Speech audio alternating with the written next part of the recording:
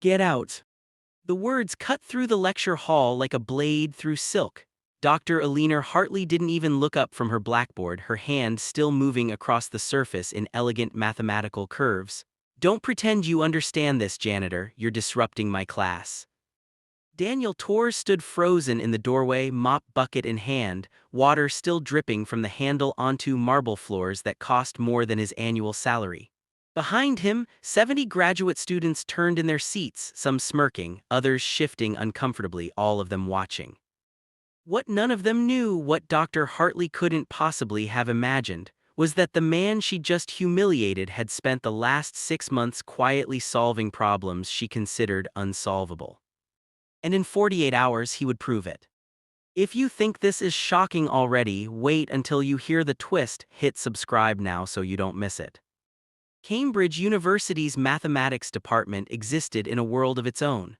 Gothic architecture met cutting-edge research. Nobel laureates walked halls lined with portraits of intellectual giants, and at the center of it all stood Dr. Eleanor Hartley, 42, brilliant and utterly convinced of her own supremacy. She wore Chanel to lectures, drove a Tesla Model S, published papers that made careers and destroyed reputations with equal precision. Her office overlooked the Charles River, floor-to-ceiling windows framing a view she'd earned through 2 decades of ruthless academic brilliance. Mathematics, she told her students on the first day of every semester, separates those who think from those who simply exist. Most of humanity falls into the latter category. You're here because I believe you might belong to the former. Her advanced topology seminar was legendary, 10 students maximum, acceptance rate lower than Harvard's, problems so complex that PhD candidates from MIT would audit her lectures just to glimpse her methodology. This semester's challenge sat on the blackboard behind her desk, written in her precise script. Prove or disprove every compact, simply connected, smooth four-manifold is diffeomorphic to the four-sphere.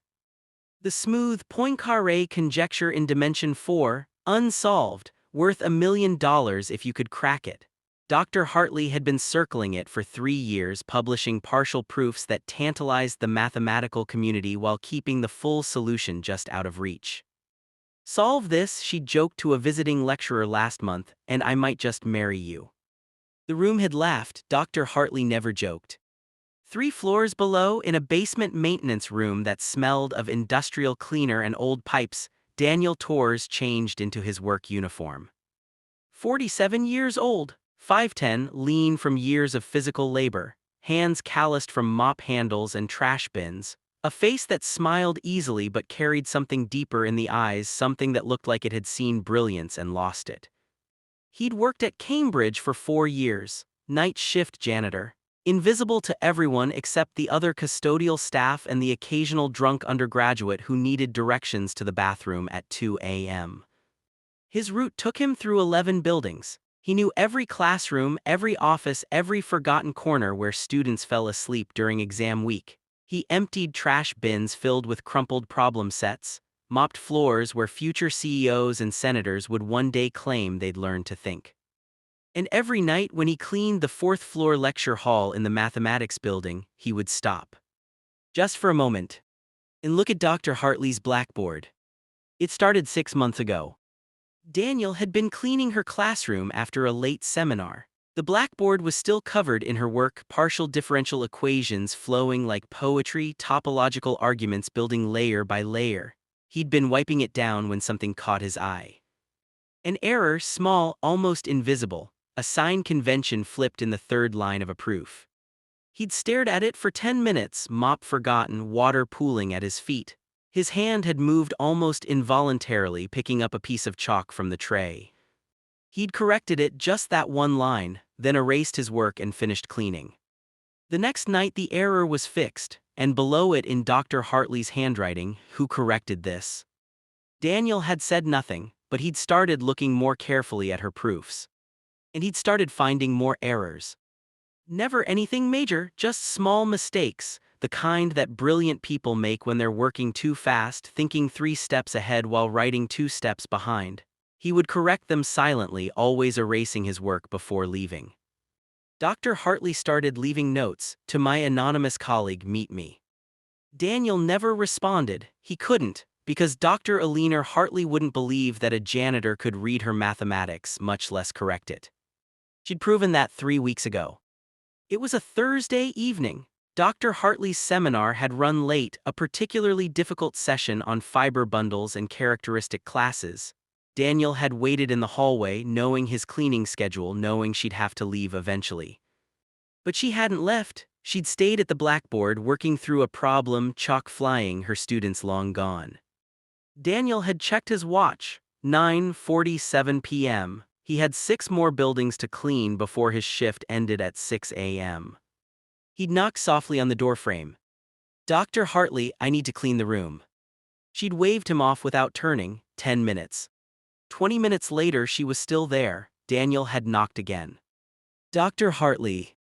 "I said I need time." She'd spun around, chalk dust on her silk blouse, frustration crackling in her voice. "Do you have any idea what I'm working on? Do you have even the faintest comprehension of?" She'd stopped, looked at him properly for the first time. Seen the uniform, the mop bucket, the institutional anonymity. "No, of course you don't. How could you?" Daniel had said nothing, just waited. Dr. Hartley had gestured at the blackboard, a mess of symbols and diagrams that looked like abstract art to anyone outside higher mathematics. "This is a proof involving the intersection form on a smooth 4-manifold. I'm trying to show that certain characteristic classes vanish under specific topological constraints." She'd smiled, not kindly. "I don't expect you to understand a single word of that." Daniel had looked at the board, really looked, seen the argument she was building, seen where it was going wrong. "Your Stiefel-Whitney class calculation," he'd said quietly. "Third line, you're using the wrong coefficient ring." The room had gone silent, the kind of silence that feels like the air has been sucked out through the walls. Dr. Hartley had turned slowly. "What did you just say?" "Third line, you're working in Z2Z coefficients. But the class you're trying to compute needs integer coefficients. You'll get the wrong answer." Her face had gone through several expressions in rapid succession: confusion, disbelief, anger. "Get out. Dr. Hartley." "Get out." She'd stepped toward him, her voice rising. "Don't pretend you understand this, janitor. You're disrupting my class. Your class ended an hour ago." "I don't care." She'd pointed at the door, her hand shaking slightly. "I don't know what you think you heard in here, what words you memorized from lectures, but mathematics isn't about parroting terminology. It's about understanding, deep, rigorous, trained understanding. And you," she'd looked him up and down, "you clean floors." Daniel had nodded slowly, picked up his mop bucket, walked to the door. Then he'd stopped. "Check your third line in the morning," he'd said softly. "You'll see." The door had closed behind him with a quiet click. The next morning, Dr. Hartley had arrived at her office at 6:15 a.m., coffee in hand, determined to forget the absurd interaction from the night before. She looked at the blackboard, stared at the third line of her proof, and felt something cold settle in her stomach. He'd been right. She'd spent the next 2 hours checking, rechecking, working through the calculation properly. The janitor had spotted an error she'd been building on for 3 weeks. Who was he? She'd pulled up the custodial staff roster, scrolled through names, found his employment file. Daniel Torres, age 47, education, high school diploma, employment history, various custodial positions 1998 present. No college, no graduate work, nothing that explained how he could read her mathematics, much less correct it. She'd made calls, discreet inquiries, asked around about the night shift janitor who cleaned her building. The responses were all the same: nice guy, quiet, does his job, why? Dr. Hartley had sat in her office that afternoon, staring at the mathematical journals lining her shelves, and felt something she hadn't experienced in 20 years. Doubt. If this part has you on edge, hit the like button right now. It lets us know you want more stories like this. That night, Daniel cleaned the mathematics building as always, but when he reached Dr. Hartley's lecture hall, he found her waiting. She sat in the front row, arms crossed, face unreadable. "You were right," she said without preamble, "about the coefficient ring." Daniel nodded, set down his bucket. "I checked your employment file, high school education, no formal training in mathematics." "That's correct." So explain to me, she stood, walked to the blackboard, gestured at the complex proof still covering its surface. How you knew about Stiefel-Whitney classes, how you understood coefficient rings, how you could spot an error in a graduate-level topology proof. Daniel was quiet for a long moment, then I read. You read, her voice was flat, disbelieving. The library's open to everyone, I check out books, I work through problems, I've been doing it for, he paused, a long time. That's impossible. This level of mathematics requires years of formal training, mentorship, structured learning. Or, Daniel said softly, it requires sitting alone with the material until you understand it. Dr. Hartley stared at him. Who are you?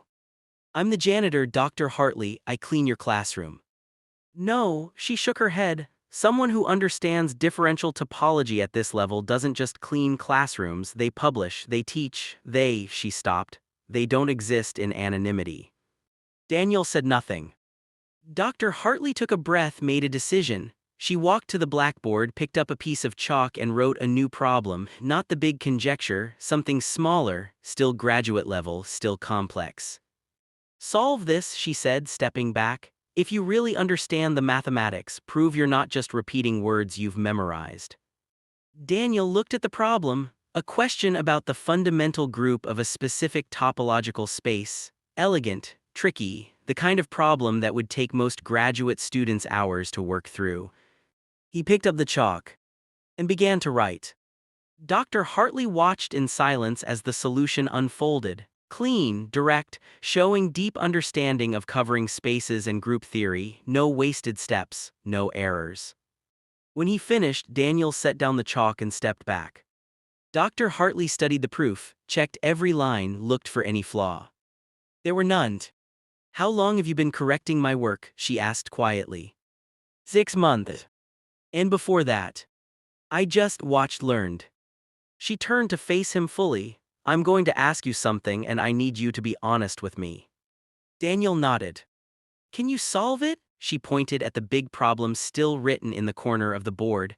The smooth Poincaré conjecture, the problem worth $1 million. The real one, not these warm-up exercises, the actual conjecture. Daniel was silent for so long that Dr. Hartley thought he wouldn't answer. Then I don't know, maybe. Maybe, she laughed short, sharp. Do you understand what you're saying? Mathematicians have been working on this for decades, the best minds in the field, and you, a janitor with no formal training, think you maybe can solve it. I think, Daniel said carefully, that I have an approach no one else has tried, because no one else cleans these classrooms, no one else sees the problem from outside the academic system, no one else, he paused, no one else has nothing to lose. Dr. Hartley stared at him, and in that moment something shifted in her expression, not quite respect, not yet, but something like curiosity. 48 hours, she said abruptly. What? My department is hosting a symposium this Friday evening. The world's leading topologists will be here. I'm presenting my latest work on the conjecture. She looked at him directly. I'm giving you 48 hours. If you can show me something, anything, that suggests a viable new approach to this problem, I will let you present it at the symposium. Daniel felt his heart rate spike. Dr. Hartley, I can't. Can't what? Present to actual mathematicians? Face peer review? Defend your ideas in public? She stepped closer. If you really understand this, if you're not just playing intellectual dress-up, then prove it, not to me, to the mathematical community. And if I can't? Then you go back to cleaning floors and we never speak of this again. She picked up her briefcase. 48 hours, Mr. Torres, starting now. She walked to the door, stopped, turned back. And Mr. Torres, I'm going to be watching, very carefully, because if you embarrass me, if you waste my colleagues' time with half-understood nonsense, I will make sure you never set foot in an academic building again. The door closed behind her. Daniel stood alone in the empty lecture hall, the chalk dust settling around him like snow, the impossible problem staring down from the blackboard. He had 48 hours to prove he was more than a janitor. 48 hours to solve a problem that had defeated the world's greatest mathematicians. 48 hours to change his entire life. He picked up his mop bucket, and then he set it back down. The cleaning could wait. 48 hours. Daniel didn't go home that night. He found an empty classroom on the second floor, one he'd cleaned 1,000 times, where the blackboards were old but functional and the fluorescent lights hummed like mathematical equations themselves. He wrote, not with the cautious precision of someone afraid to make mistakes, but with the fluid confidence of someone who had lived with these ideas for so long they'd become part of his blood. The approach came from an unusual angle. While Dr. Hartley and her colleagues attacked the smooth Poincaré conjecture through traditional differential geometry, Daniel had spent months thinking about it differently. He'd noticed patterns in her failed proofs, assumptions everyone made because that's how they'd been trained to think. But Daniel hadn't been trained, he'd taught himself, and in that self-teaching he'd developed an intuition unconstrained by academic orthodoxy. He started with gauge theory, then folded in techniques from algebraic topology that most geometers considered irrelevant. He built bridges between fields that rarely spoke to each other, using insights he'd gathered from hundreds of lectures he'd watched while pushing a mop. The sun rose, Daniel kept writing. His hands cramped, he switched to his left hand, the writing messier but the ideas still flowing. The blackboard filled. He erased sections, rewrote them, built the argument layer by careful layer. By noon on Friday he had something, not a complete proof that would take months to verify, years to publish, but a framework, a new pathway, a legitimate, rigorous approach that opened doors no one else had thought to try. He photographed the blackboards with his phone, 37 images of dense mathematical reasoning. Then he went home, showered, and put on the only suit he owned, a navy blue one he'd bought at Goodwill for his daughter's high school graduation 3 years ago. The symposium started at 6 p.m. The Cambridge Mathematics Department's grand auditorium was a cathedral of intellectual achievement. Vaulted ceilings, oil paintings of legendary mathematicians, seats that had held Nobel laureates and Fields medalists. Tonight it held the world's foremost topologists. Dr. Hartley stood backstage, checking her presentation one final time. She'd spent the last 48 hours partly working on her talk, partly wondering if the janitor would actually show up. She'd told no one about their arrangement. When he failed, she wanted no witnesses to her moment of weakness, her inexplicable decision to give a custodian a chance to embarrass himself in front of her peers. At 5:47 p.m., her department chair, Professor Vincent Ackaffer, approached. "Eleanor, ready for your presentation?" "Always." "I heard an interesting rumor," he smiled, "something about you adding a second presenter, someone unconventional." Dr. Hartley's jaw tightened. "Where did you hear that?" "You left a note for the AV team, asked them to prepare for 2 presenters instead of 1. He raised an eyebrow. "Care to explain?" Before she could answer, the side door opened. Daniel Torres walked in, wearing his Goodwill suit and carrying a worn leather portfolio. The backstage area went quiet. Dr. Hartley stared. She'd half expected him not to show. The other half expected him to arrive in his janitor's uniform, proving he didn't understand what he was walking into. But here he was, dressed appropriately, carrying himself with quiet dignity. Professor Ackaffer looked from Daniel to Dr. Hartley. "Eleanor." "Vincent, this is Daniel Torres." She took a breath. "He'll be presenting alongside me tonight." "I'm sorry, presenting? I don't recognize the name. Which institution is he from?" Daniel met Professor Ackaffer's eyes. "I work here, sir, custodial staff, night shift." The silence that followed felt like gravity doubling. Professor Ackaffer blinked. "This is a joke." "It's not," Dr. Hartley said quietly. "Eleanor, you can't seriously expect me to let a janitor present at an international mathematics symposium. He understands the material." "That's impossible."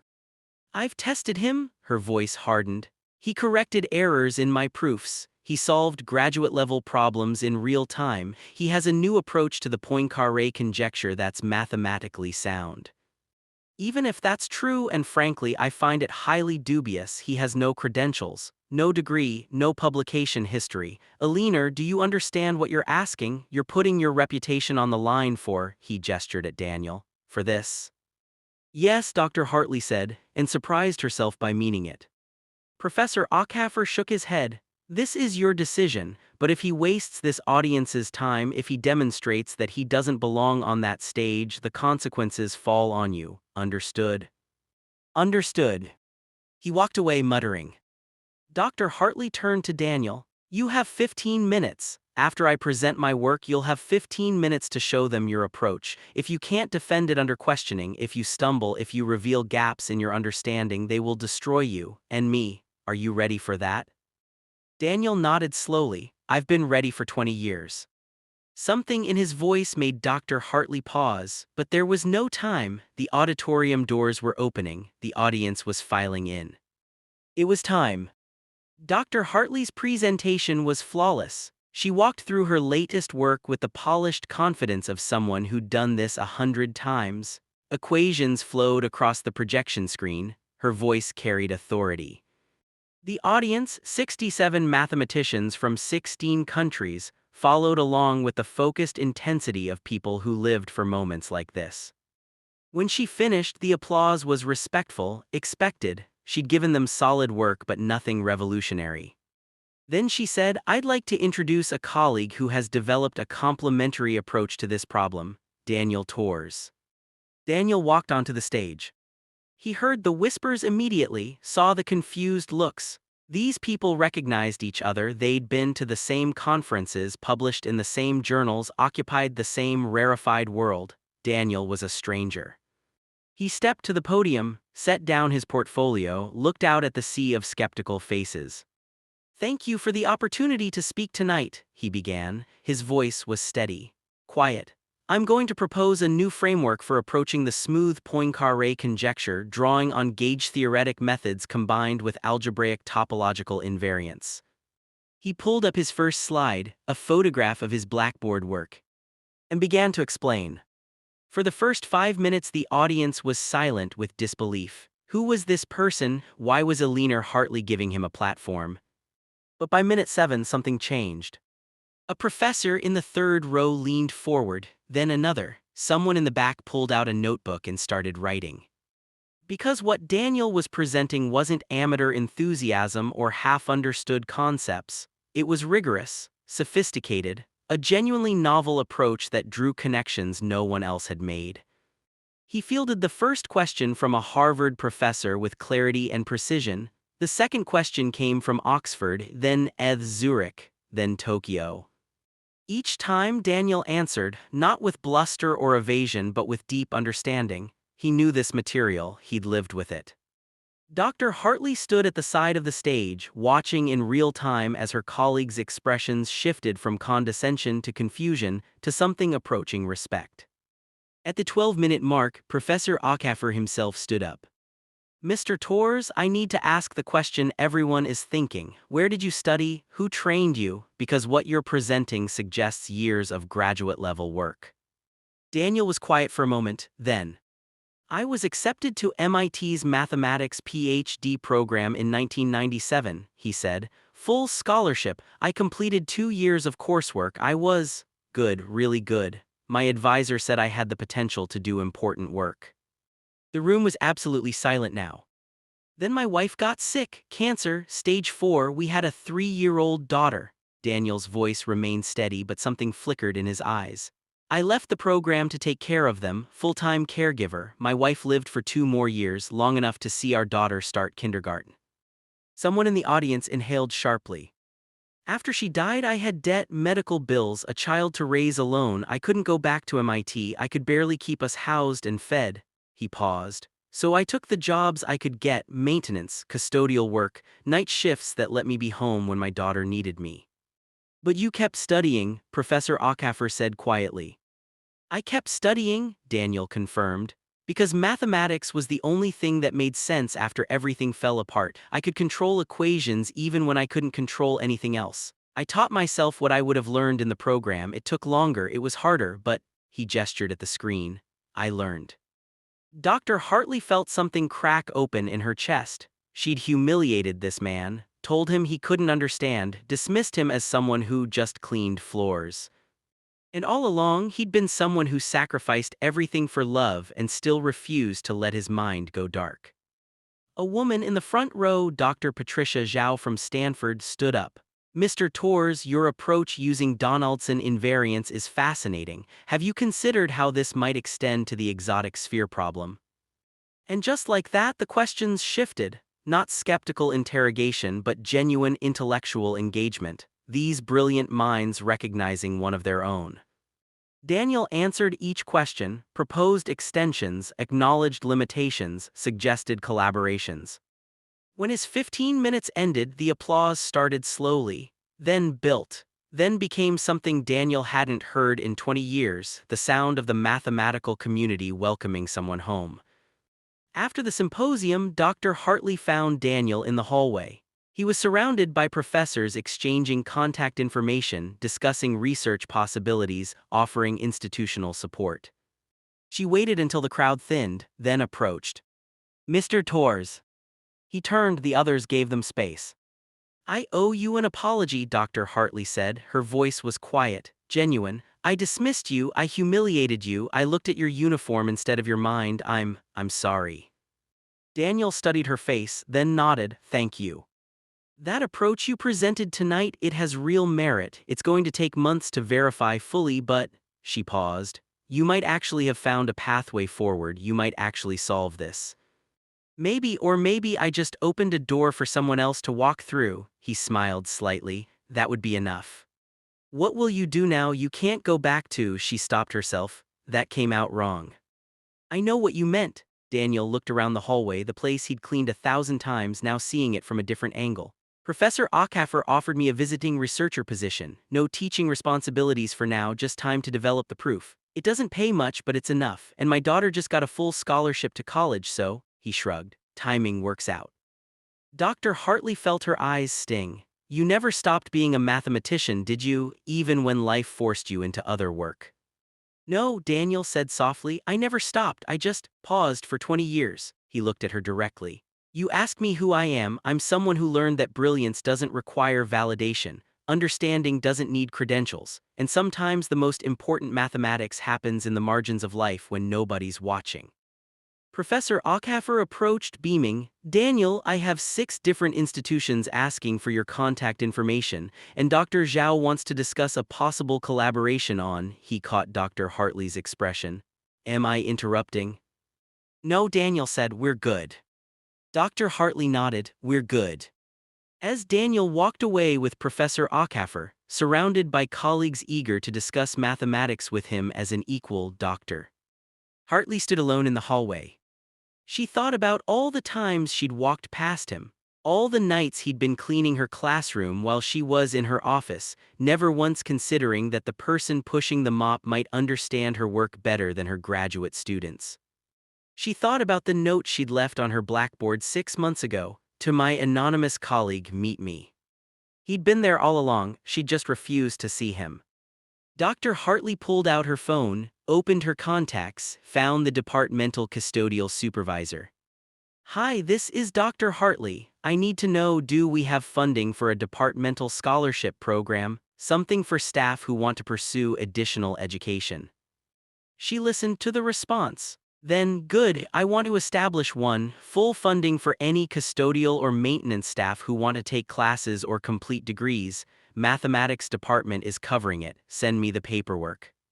It wouldn't undo what she'd done, but it was a start. 6 months later, Daniel Torres published his complete proof of a major theorem related to the smooth Poincaré conjecture. It didn't solve the entire problem, that would take another 3 years and a collaboration with Dr. Zhao, but it opened doors no one else had found.